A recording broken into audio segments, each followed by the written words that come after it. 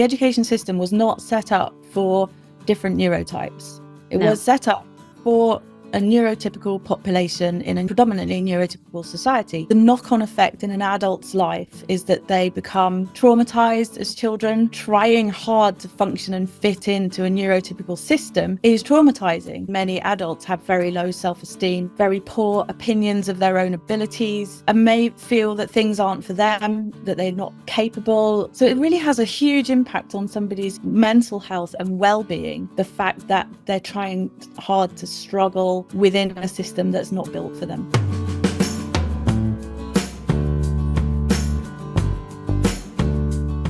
Hello and welcome to our fourth episode of the Learning Collab, brought to you by Panda Education and Training, where we collaborate with industry experts and experienced practitioners to bring you hints, tips and advice from the world of post-16 education. Today we're discussing a topic that's becoming increasingly relevant in education, especially post-16, ADHD in adults. Now, you might already associate ADHD, that's attention deficit hyperactivity disorder, with school-age children. But what about the learners and colleagues you're working with now? The reality is ADHD doesn't disappear in adulthood, and many people have to navigate the challenges in their everyday lives. And here's why this matters for educators such as tutors, trainers and assessors. By understanding how ADHD presents in adults, you can help your learners or your colleagues understand and unlock their potential, rather than being held back by frustrations or challenges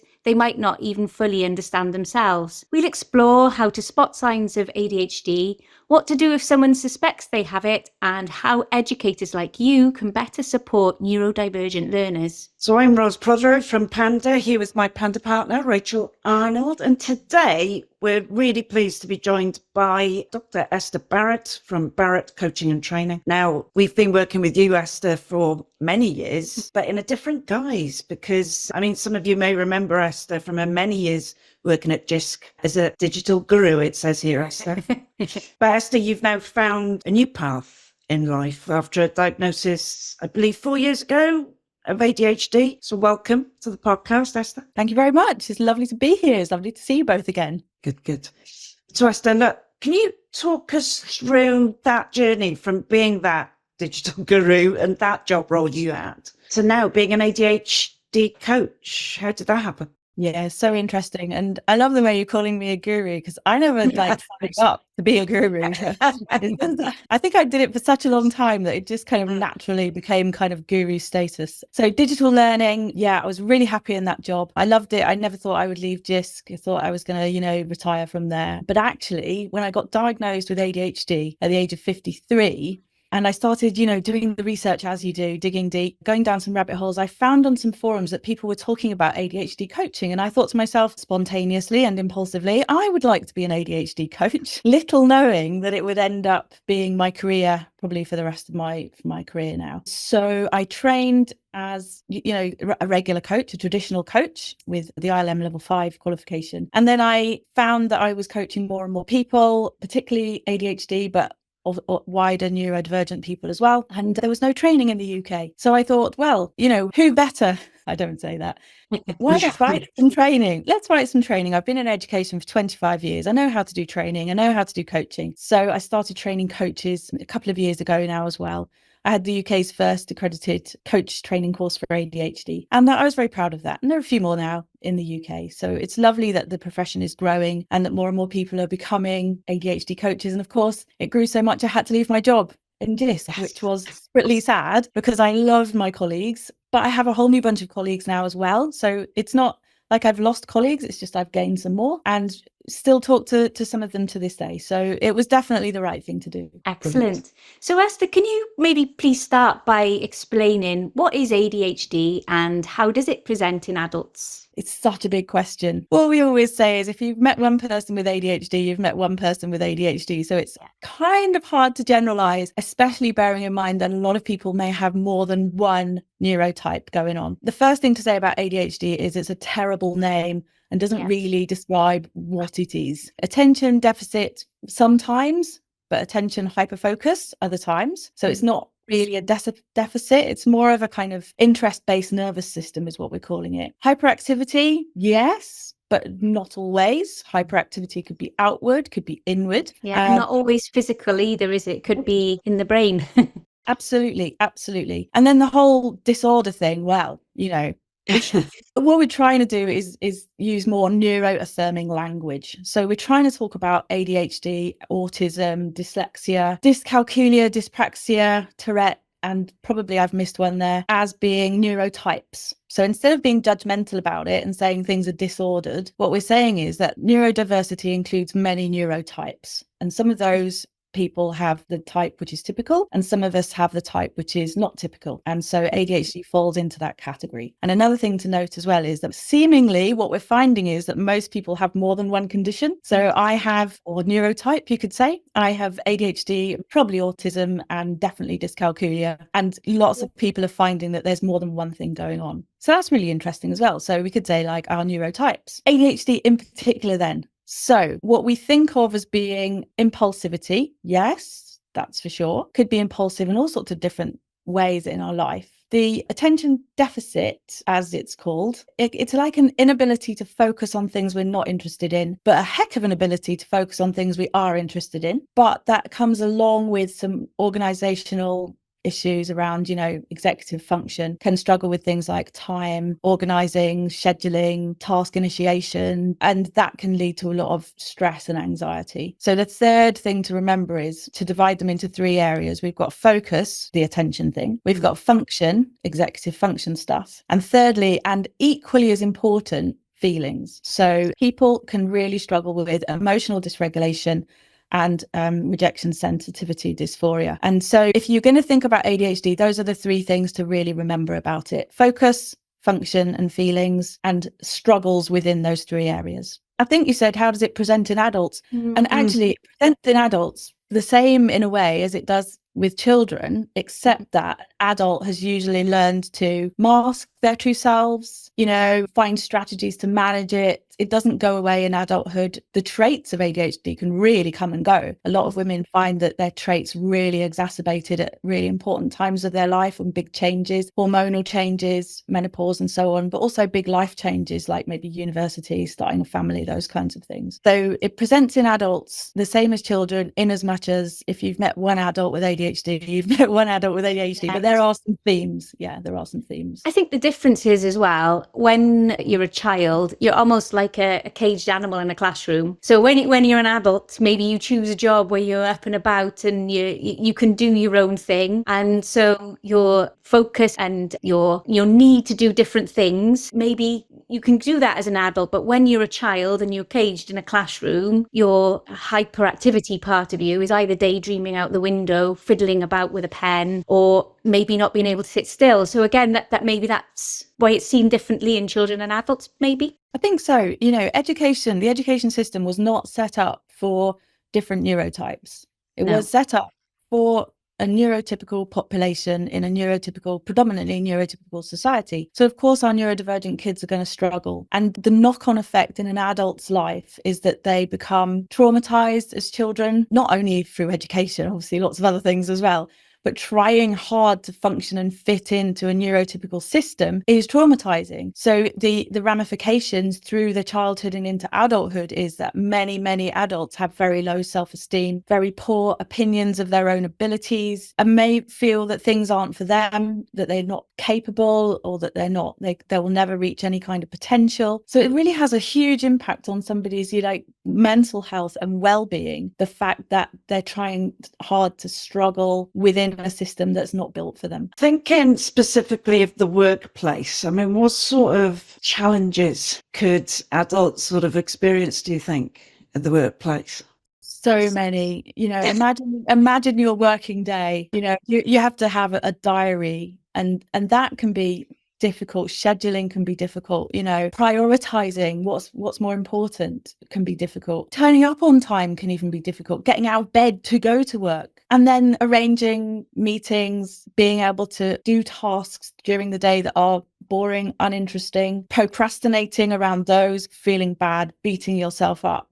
Bosses then coming in and saying you're not doing this well, or offering some kind of perceived criticism. All of those kind of things will cycle. The distraction will cycle, the difficulties with functioning will cycle, and then the feelings will also cycle. So the person can become very distressed in the workplace because they feel like they're not performing. They may be being told they're not performing, and they're just going to feel worse and worse about themselves. So there are absolutely ways that you can manage really well in the workplace, and lots of people do really well in the workplace, but it is about having the right support, having the right strategies in place to be able to reach your potential in the workplace, I think, because there are so many ways in which it can kind of go wrong for you. I think it's about finding out what your strengths are and working to those, isn't it, as an adult? If you can't sit and do a desk-based job and you really feel that that's not for you, then maybe looking for something else. If you suspect you have ADHD. I mean, for myself, when I started as an MVQ assessor 25 years ago, I thought I'd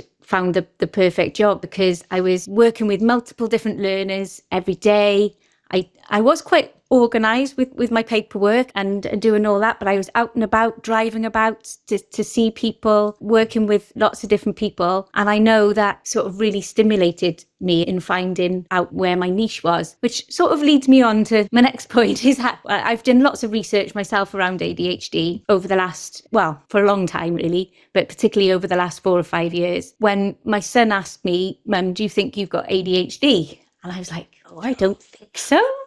But then looking into it even more, because I've always felt like I'm an introverted person. So I Googled introverted ADHD, and actually all this stuff came back about inattentiveness, all the RSD. So you have to remind me what that stands for. Action sensitivity dysphoria. That one I can relate to lots of different points in my life. So things like I've suffered with insomnia all my life. I've never been able to sleep because my brain literally won't switch off. I've always had multiple voices chatting away in my head. I actually went to do a degree in psychology because I thought I had a personality disorder. And I know sometimes people with ADHD can get misdiagnosed with personality disorder. Anyway, so doing all this study in my degree, and we did study ADHD, but back in the 90s, it was very based around the sort of bouncy people in the classroom who are disruptive, and that wasn't me. I was always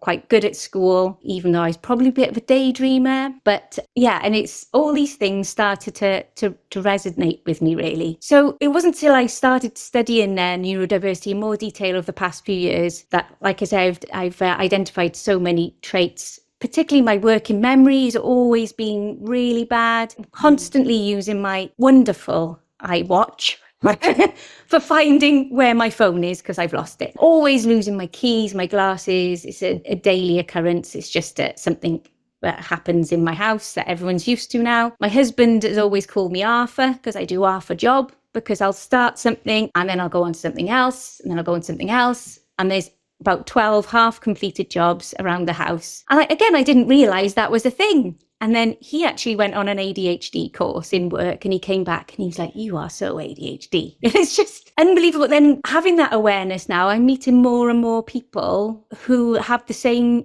traits and can identify in a similar way. And I was Hello. Yes. And it's also helped me identify actually that I personally think Roz is ADHD with very similar traits. Everything you're saying, I'm going, well, I do that. Yes. Yep, I do that. And we smiled earlier when we talked about procrastination. Oh. So we've got procrastination Prothero sitting next to us. It's my middle name. Yeah.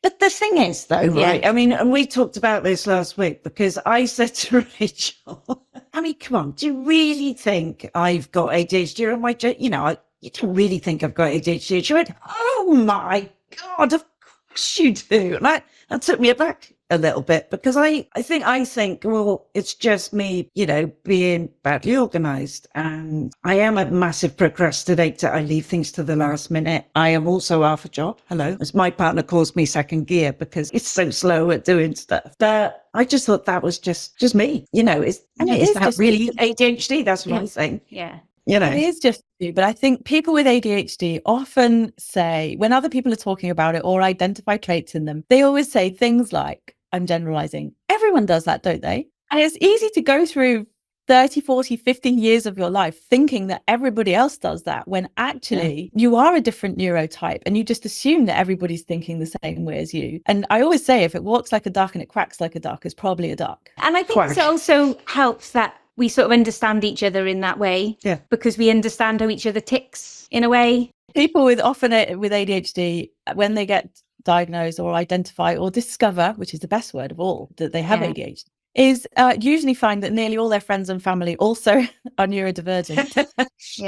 Those are the people we get on with, and those are the people who get us, and we get them, and we are comfortable in each other's company because there's a lot less masking. So actually, if you do kind of almost say, okay, I accept that I have this neurotype, everything else sort of falls into place. It does for a lot of people anyway. I think it's also, we're in our work also trying to find ways to help ourselves. So you find like the Pomodoro technique helps you with your focus, completely. don't you? Yeah, I do need help with focus. And the Pomodoro technique, for those that don't know, it's basically you work for 25 minutes, you've got a timer. You work for 25 minutes, 5-minute break. 25 minutes, 5-minute break. I think you do that 4 times, and then you have a longer break. If I don't do that, if I've got a deadline, and if I don't do that, I am just wandering all over the place. I literally am, something shiny, and I'm gone. I'm finding it hard. Maybe I'm in denial. Not everybody wants a diagnosis or a discovery or a perceived stigmatizing label.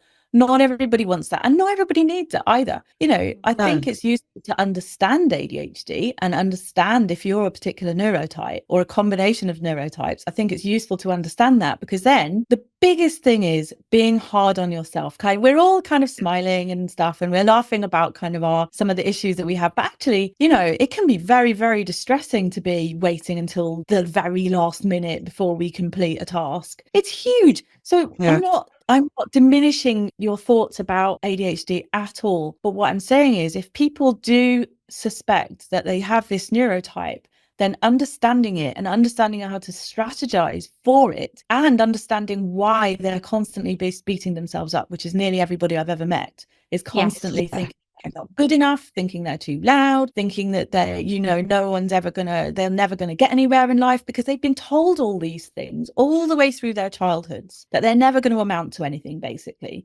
And they believe it. And it's absolutely not true. And I know we're going to come on to strengths in a moment, but knowing you're not broken, and knowing that you have a neurotype, and knowing that you never were going to fit into school or family or society, is so helpful in terms of people's mental health and well-being. So for that reason alone, it can be lovely for people to get a diagnosis. Diagnosis then, would you recommend that? Or is it just not for everyone? It's a really good question. Lots of people ask me that question. And I would say, diagnosis can have an amazing impact on people for the reasons I've just mentioned. But some people may say to themselves, but I know I'm ADHD. I know it. I don't need a bloke with a PhD to tell me. But that's the thing. What benefits can come from it? If you do get a diagnosis. There's a couple of main benefits. The one benefit is that you are then, if you've got an official diagnosis, you're eligible for medication. So medication is life-changing for a lot of people. There may be people watching this thinking, I would not take meds, especially not stimulants. Basically, amphetamines is the stimulant version of ADHD meds. But they are life-changing for a lot of people. What happens with methylphenidate, which is an amphetamine, a neurotypical person would take amphetamines and be like, woo, and be up all night partying, right? A person with ADHD will take methylphenidate, amphetamine, and be able to focus on reading a book or notice the colors in the sky. I'm speaking from experience, and be able to listen to a conversation and participate in it without being constantly pulled away and distracted the whole time by their neural networks, which are not functioning in the neurotypical way. So that's the first benefit. If meds is a route that a person wants to go down, it can be incredibly helpful.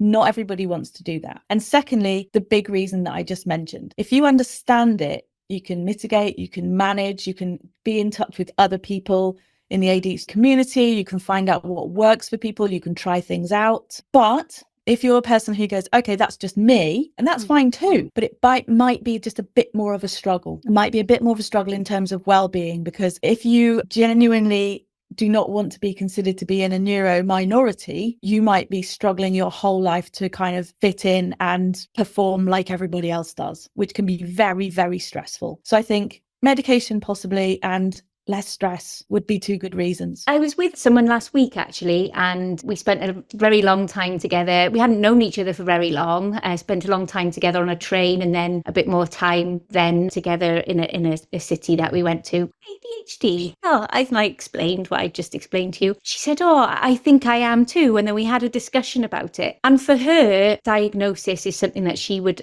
like to get, because all her life she's never felt enough, and she's felt a lot of blame for not being able to do things that other people find it easy to do. So yeah, I think it's personal choice, isn't it? Whereas I'm almost happy doing all my research, knowing pretty much 99% I probably am, and it does explain my whole life up until now.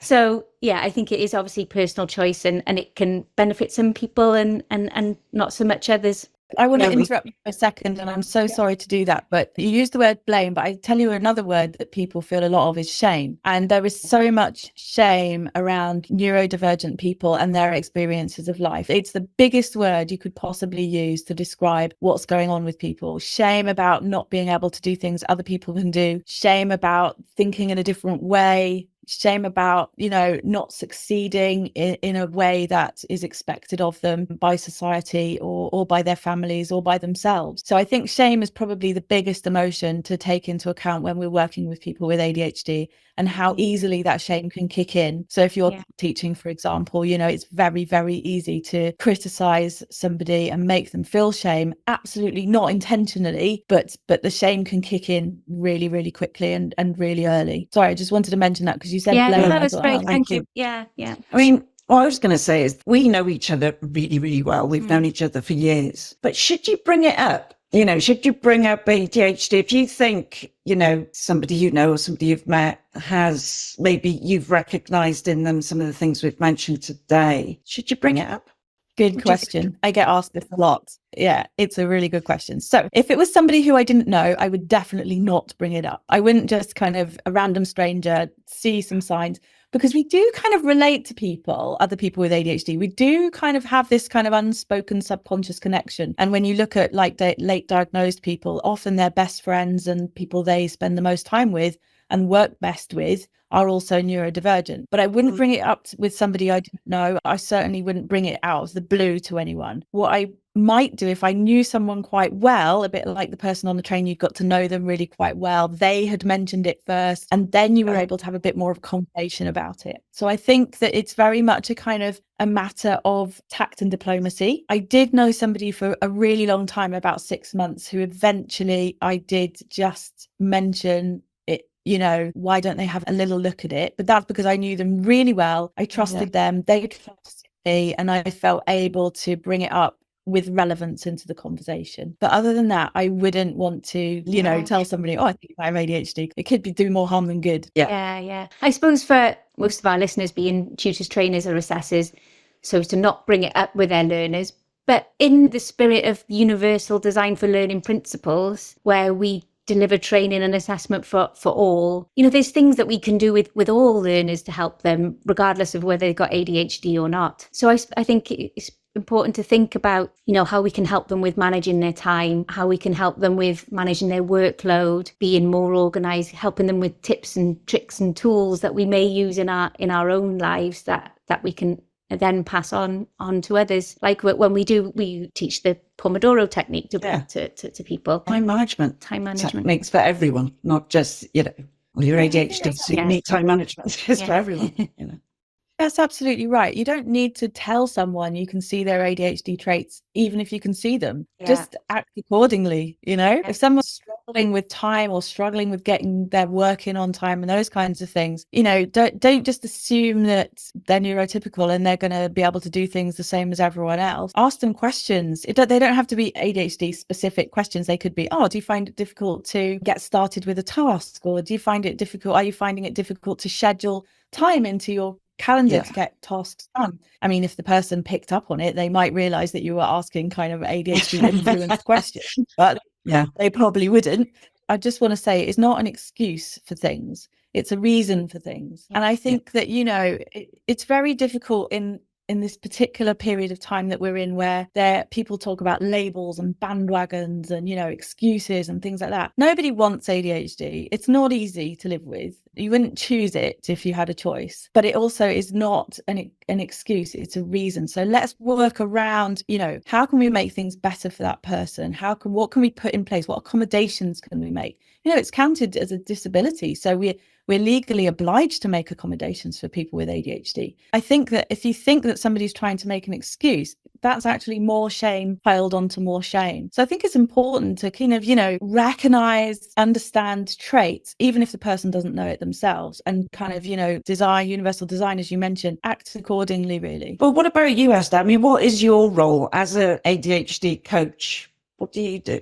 That's a lovely question. Thank you for asking it. I trained as a traditional coach, but when I started to coach my clients, I realized that we needed to we needed to adapt traditional coaching to work with neurodivergent people. So traditional coaching is all about the questioning, listening, and reflection, and all about bringing it out of them. They know it's in there somewhere. We just got to bring it out of them. That doesn't work for neurodivergent people generally. So yeah, lots of questioning, lots of listening, but also some guidance, try this strategy with a lot of exploration beforehand, and helping them to kind of try out new ways of doing things that might work for them to help them manage what's going on in their brain and their life. So there are two kind of parallel strands to my coaching. The first one is around strategies. So say your client comes to coaching with issues with organization. Okay, that's half of the course. So let's think about some strategies that you can try to be able to help you manage the things that work for you and the things that don't work for you. But at the same time, my other strand of my parallel process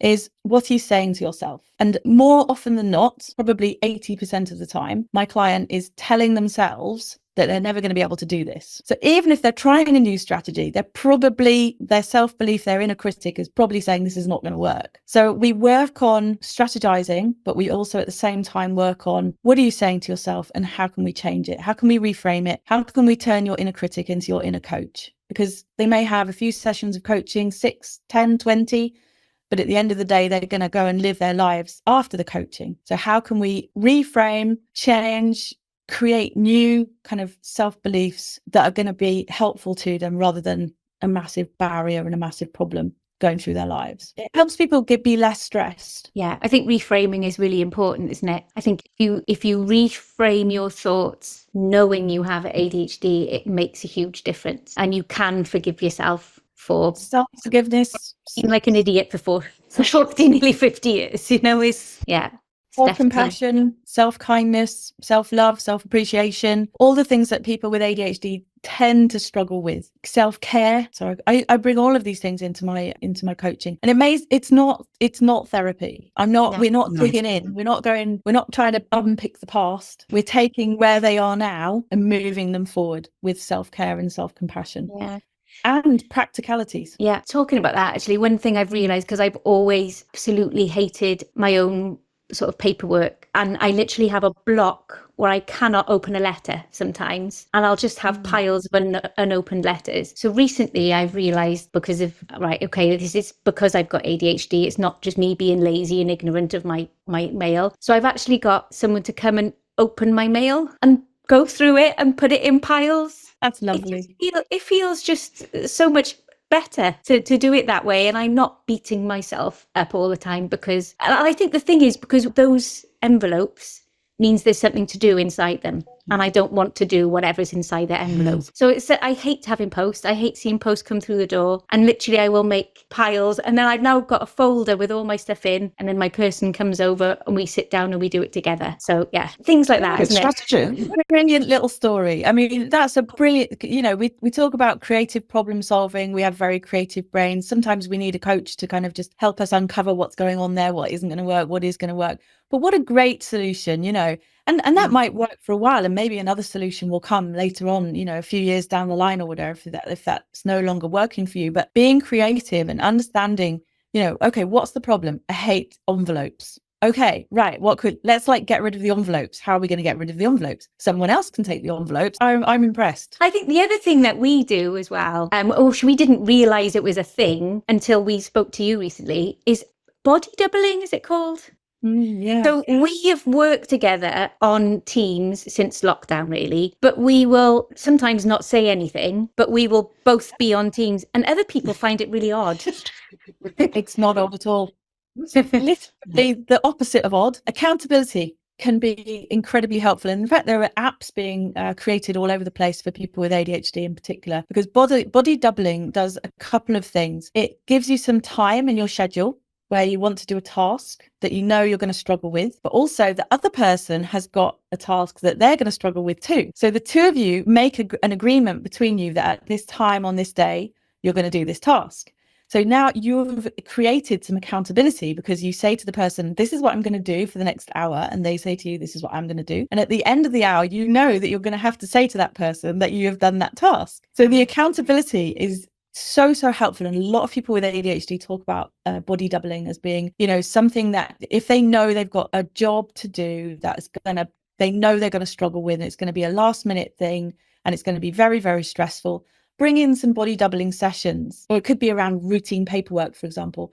Or if you had a pile of envelopes and you knew you had to open them, so you got body with someone else and they would open their envelopes at the same time. Neither of you know what's in those envelopes, but it doesn't matter. It's an excellent way of doing things. And I very often suggest that if people are struggling with kind of procrastination or task initiation, particularly in their work life, but also at home as well. A lot of people body double housework, for example. There are some apps out there where someone on the app, there is a recording of them making the bed, and people make the bed with the person on the app making the bed or doing the washing up or whatever it is. So yeah, it's a great one to bring up there. Brilliant. And do you have any other advice for trainers and assessors to enable them to support their learners who they think may have ADHD? There is a lot of advice, far more advice than you could talk about in the time that it takes to do a podcast. And you probably know, if anyone's watching, you may know that we're doing some short courses with Panda over the coming months. So yes, there are a lot of tips and techniques and